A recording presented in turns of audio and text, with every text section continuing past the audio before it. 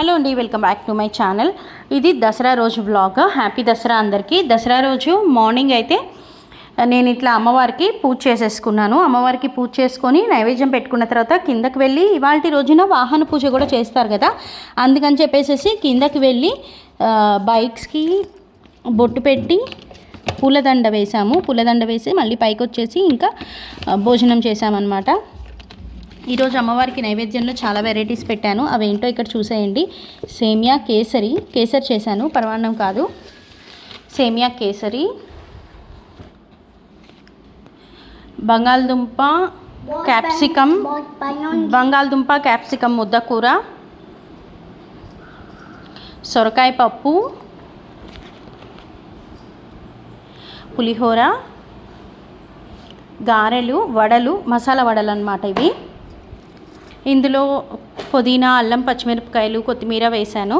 And ఇక్కడ వచ్చేసరికి అన్నం, ఇంకా అన్నం మీద నెయ్యి, పెరుగు వేసేసి అయితే అమ్మవారికి నైవేద్యం పెట్టేశాము.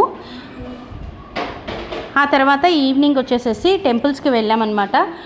ఈరోజు దసరా రోజు సాయంత్రం గుళ్ళో జమ్మి చెట్టు పూజ చేస్తారు కదా, జమ్మి చెట్టు పూజ ఉంటుందని చెప్పేసి గుడికి వెళ్ళాము. ఒక 2-3 గుళ్ళకి వెళ్ళామన్నమాట. అక్కడ అమ్మవారికి దర్శనం చేసుకొని జమ్మి ఆకులు తీసుకొని అయితే ఇంటికి వచ్చేసాము.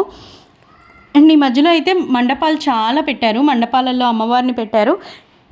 ఎలాగైతే మనము వినాయకుడికి మండపాలు కడతారో అలాగే ఈ ఇయర్ చాలా అమ్మవార్లను పెట్టారనమాట.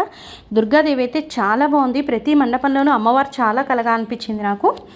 ఈ వీడియో కనుక మీకు నచ్చినట్లయితే ప్లీజ్ లైక్ చేయండి. అలాగే నా ఛానల్ని ఎవరైనా కొత్తగా చూస్తున్నట్టయితే నా ఛానల్ని సబ్స్క్రైబ్ చేసుకోండి. Thank you for watching. Please like, share and subscribe to my channel for more videos. Thank you. ఇంకా ఈ ఇయర్ దసరా అయితే మా ఇంట్లో ఇలా జరిగింది. నేను చక్కగా పూజ చేసేసుకొని గుడికి అయితే వెళ్ళేసి వచ్చామన్నమాట. థ్యాంక్ యూ ఫర్ వాచింగ్ అండి. Please subscribe my channel.